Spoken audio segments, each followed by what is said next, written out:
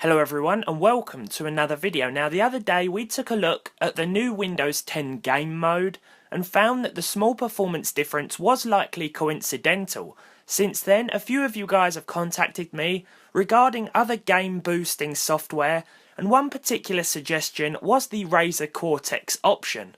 Like Windows game mode, it's free but works with any OS since Windows 7, and today we're going to see if this actually provided an FPS increase in games.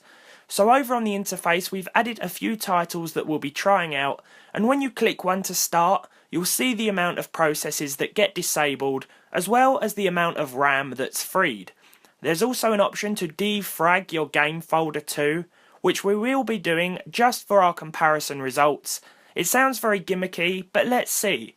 Those who say this works suggest that the more budget your PC, the better the performance increase. So we decided to use an AMD A10 7890K APU with onboard R7 graphics.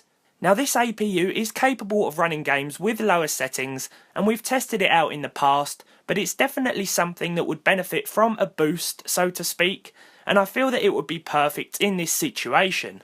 So let's get into a few games. We'll be testing a couple of benchmark runs as well as actual gameplay to give you a fair idea of what to expect in identical scenarios as well as real world performance.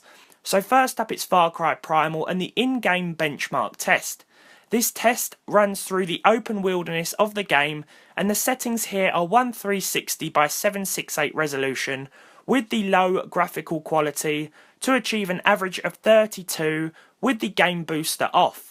With it on, and our game folder defragged, we saw 34 frames per second, a difference that remains similar after 5 benchmark runs. At this point it's difficult to say if the difference here is the work of the game booster itself, so let's move on.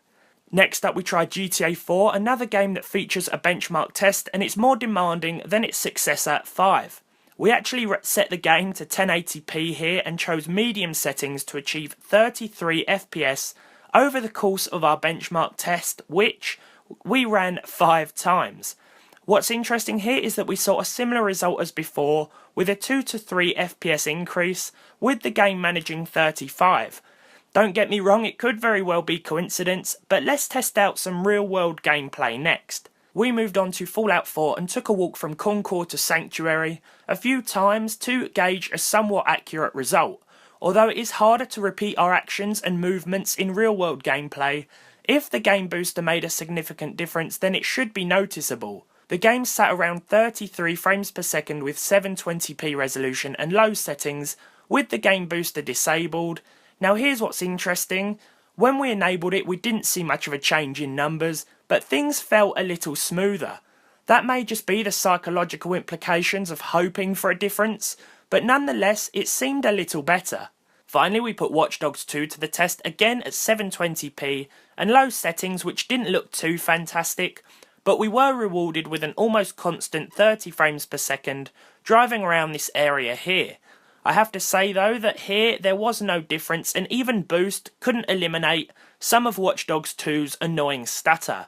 So does this software work? Well, if you're just running gameplay benchmarks then I guess it helps a little bit. But I think any differences to actual gameplay were lost to the slight changes in our actions.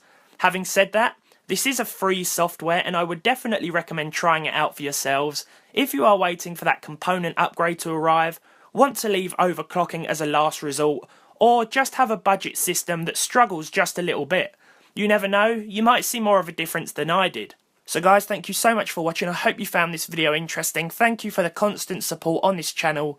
Leave a like if you enjoyed it, leave a dislike if you didn't, subscribe to the channel if you haven't done so already, and hopefully I'll see all of you in the next video.